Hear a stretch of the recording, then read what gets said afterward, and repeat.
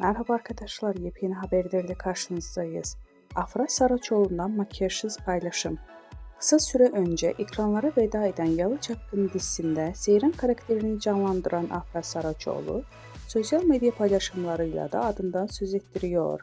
Ünlü oyuncu son olarak doğal haliyle objektiflerin karşısına geçti. Afra Saraçoğlu oyunculuk performansı olduğu kadar sosyal medya paylaşımlarıyla gündeme geliyor. Ünlü oyuncu son paylaşımda doğal halini gözler önüne serdi. Sosyal medyada Afra Saraçoğlu'nun makyajsız hali büyük ilgi gördü. Öte yandan Paris Moda Haftası'nda konuk olan Afra Saraçoğlu son olarak davetli olduğu Miami'deki etkinlikte boy göstermişti.